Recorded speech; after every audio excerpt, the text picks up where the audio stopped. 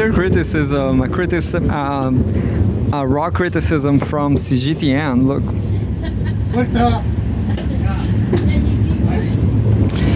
Politics, Cgtn, August 8. Iran says Hamas chief's assassination not possible without U.S. support. So, a pretty critical headline. Well done, Chinese people. We have a photograph. Iranian workers install a huge banner on a wall showing a portrait of slain Hamas leader Ismail Haniyeh in Tehran, Iran, July 31. Iran's caretaker foreign minister Ali Bagheri Kani said that the assassination of Hamas Politburo chief Ismail Haniyeh was not possible without U.S. green light and intelligence support. Yeah, from WhatsApp. Yeah, definitely, that's what people are saying. The NSA can kill you by using WhatsApp. What about that? He made the remarks on Wednesday's extraordinary ministerial meeting of the Executive Committee of the Organization of Islamic Cooperation held in Jeddah, Saudi Arabia, to discuss Haniyeh's assassination, among other things, according to a statement released by the Iranian Foreign Ministry. Bagheri Kani described the Hamas chief's assassination as only one instance of Israel's terrorist crimes, saying it was a flagrant aggression against Iran's national sovereignty and territorial integrity.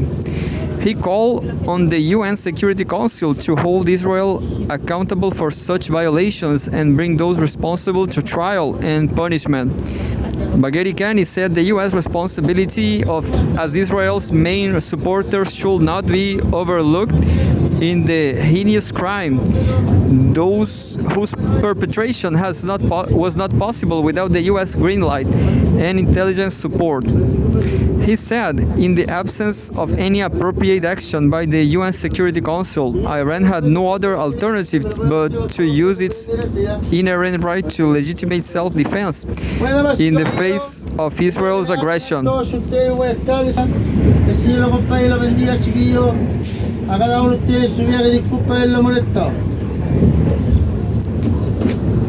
Bagheri Kani emphasized that such an action by Iran was necessary to prevent further aggressions by Israel against Iran's sovereignty, people, and territory, and will be taken at the required time and in a proportionate form.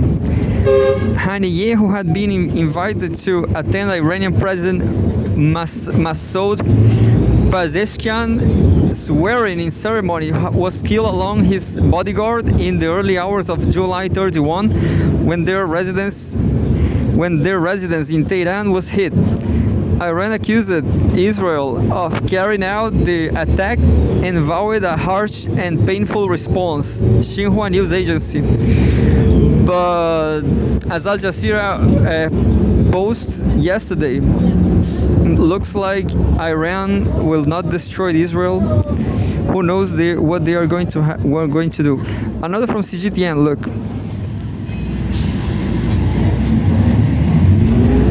August 8, Israeli army Hamas command centers bombed near 2 schools in Gaza. I read something, yeah, there's no news, it's just a headline.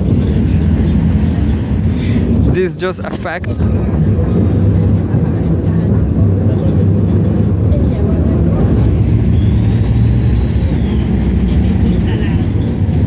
We have August 8, Finance Minister approves transfer of part of Palestinian tax revenues from July.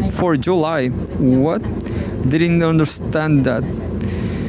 But yeah, I'm just reading the war, not positive but negative war by Cgtn. So there's this war in Ukraine, Europe. August 8, 2024. State of emergency declared in Russia's Kursk region after major Ukrainian incursion. Cgtn. We have a photograph. Ukrainian troops are reportedly consolidating their positions around the town of Sudzha. A state of emergency has been declared in Russia's Kursk region, which borders Ukraine, following one of the most significant Ukrainian attacks on Russia during the two-year conflict. According to Russian officials, around 1,000 Ukrainian troops breached the Russian border early on August 6 using tanks and armored vehicles supported by swarms of drones and heavy artillery. By the evening of August 7, they had penetrated deep into Russia's defenses. On Thursday, Russia's defense ministry reported that the Russian army, along with the Federal Security Service (FSB), has stopped the Ukrainian advance and were engaged in battles with Ukrainian units in the Kursk region. Quote, units of the Northern Group of Forces, together with the FSB, continue to destroy Ukrainian armed formations in the Sudzhensky and Korenevsky districts of the Kursk region near the Russian-Ukrainian border, the ministry stated. President Vladimir Putin described the Ukrainian attack as a major provocation. While the Ukrainian military has not commented on the offensive, President Volodymyr Zelensky praised the Ukrainian army on Thursday for its ability to surprise and achieve results, though he did not specifically mention Kursk. About 3,000 civilians were evacuated from the border areas of the Kursk region, according to Russian officials. Key Russian gas transfer point. Several Russian media outlets estimate that the combat zone in the Kursk region now covers an area between 350 and 430 square kilometers. Ukrainian forces reportedly took control of the Sudzha gas transfer and measuring station, according to the Rybar Telegram channel, which is closely associated with Russia's Ministry of Defense. The Sudzha gas station is the only entry point for Russian natural gas into Ukraine's gas transmission system for onward transport to Europe, despite reports of hostilities in the area. Ukraine's energy minister confirmed that gas transit via Sudzha was still functioning. While most EU nations have reduced their reliance on Russian gas, Austria continues to receive most of its gas through Ukraine. The Moldovan government introduced a special regime in the energy sector on Thursday, citing concerns about potential disruptions to gas supplies through Ukraine.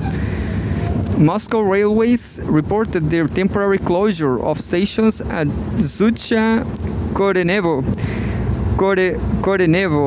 and Psel to passengers. However, trains in other parts of the region, except for Zhuchansky and Korenevsky, are operating normally. Amid the Ukrainian offensive, the Kursk region's administration faced a massive DDoS attack. According to the regional government's press service, the Russian Ministry of Digital Development reported that the attack was successfully repelled. The Russian Ministry of Health reported that 5 people have been killed and 66 injured, including 9 children, and shelling in the Kursk region. Among the wounded is VGTRK correspondent Yevgeny Podubny. 9 victims, including Podubny, have been transferred to Moscow for treatment. Source Reuters. So yeah, Cgtn is being critical, and I'm glad.